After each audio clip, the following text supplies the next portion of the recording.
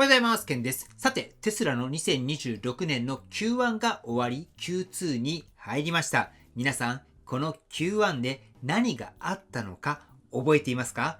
今日は Q1 をサクッとまとめて今年に入り何があったのかこれをチェックしていきましょう。そうすると今月後半に決算発表がありますが、そこの内容も分かってくるんじゃないかなと思います。では内容に入っていきましょう。まず最初にこの3ヶ月で何が起きたのか結論からお話をします。この四半期で起きたのは評価軸の崩壊、そして証明フェーズへの移行、最後に規制による停止です。この流れを理解するだけで今のテスラの見え方は大きく変わってきます。ではまずは1月から見ていきましょう。1月のテスラは非常に分かりにくい動きをしました。株価は上がりそうで上がらない、下がりそうで崩れない、決算では売られたのにその後すぐに戻す。多くの人が何が起きているのかわからないと感じていたと思います。ただこの違和感の正体はシンプルです。テスラが迷っていたのではなくって市場の見方が壊れたんです。これまでテスラは EV メーカーとして評価されてきました。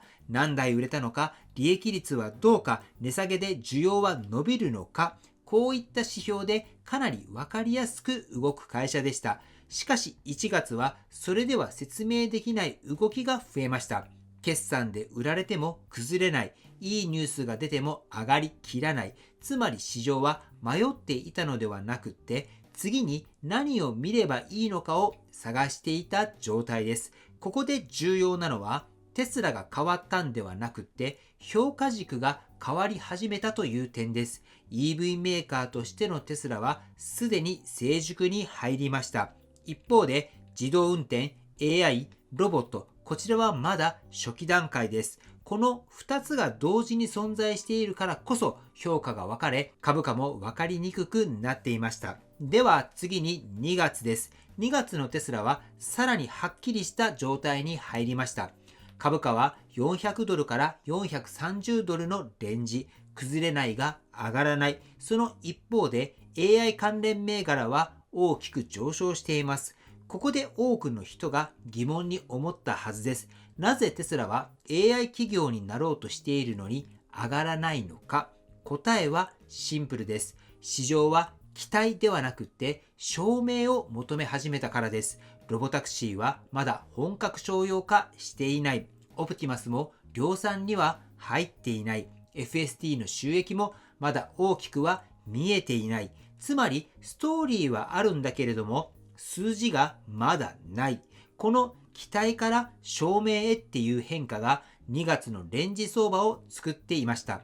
ただしその裏では確実に変化も起きています。サイバーキャブは生産ラインに登場しました。FSD はヨーロッパや中東へ広がり始めています。メガパックは AI データセンター向けの電力インフラとして拡大しています。ここで重要なのは、これらがバラバラではなく、すべてつながっているという点です。テスラは今、車を売る会社ではなく、エネルギーと AI とモビリティを統合したインフラ企業へと進化しています。そして3月です。ここで状況は一気に明確になります。まず結論から言うと、テスラはほとんど完成しています。FSD は実用レベルに近づいています。ロボタクシーはビジネスとして成立し始めています。サイバーキャブの準備も進んでいます。しかし、それでも動かない。なぜか、これが規制なんです。ここが今のテスラを理解する上で最も重要なポイントです。テスラはできないんじゃないんです。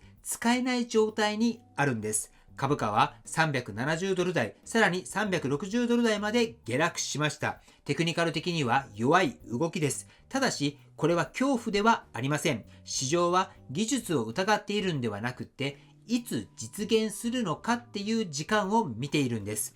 つまり、今のテスラっていうのは、完成している未来とまだ使えない現実の間にある企業です。では、この3ヶ月を踏まえて、今どこにいるのか。一言で言いますと、弱い現実と強い未来、この2つが同時に存在している状態です。EV メーカーとしてのテスラはすでに成熟しています。一方で AI、自動運転、ロボットはまだ初期段階です。だからこそ評価がねじれてしまいます。EV として見れば割高、AI として見れば割安、このズレが今の株価を作っています。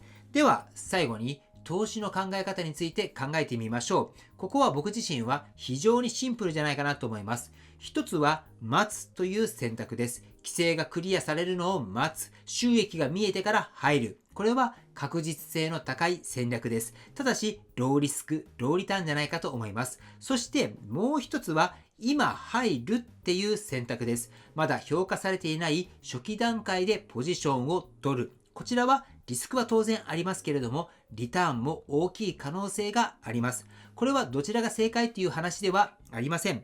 ただ、一つ言えるのは、今のテスラは勝つか負けるかではなくって、どこで張るかの局面にあるということになります。テスラは遅れているわけではないんです。社会の方がまだ追いついていないだけなんです。あなたは今のテスラをどう見ますか？まだ早いと感じますか？それともこの変化の初期段階だと思いますか？ぜひコメントで意見を教えていただければと思います。そして今回のこの視点で次の決算発表を見ていきましょう。前回は自動車の販売っていうところから少しシフトしてきた感じがありましたが、今回はどうなのか。予想としては車の販売のことはそこまで多く語られないと思います。ロードスターの話はあるかもですが、車に関してはそこまで語らず、やはり AI、ロボットのことがメインになるんじゃないかなと思いますけれども、今日の内容を踏まえて決算内容を見てもらえればと思います。はい、ではね、本日の内容は以上です。今回の動画が参考になったと思われたら、高評価をよろしくお願いします。僕の YouTube は毎日発信しています。僕の YouTube をご覧になってもらえば、テスラの情報はほとんど網羅すると思いますので、チャンネル登録がまだな方は、チャンネル登録の方をよろしくお願いいたします。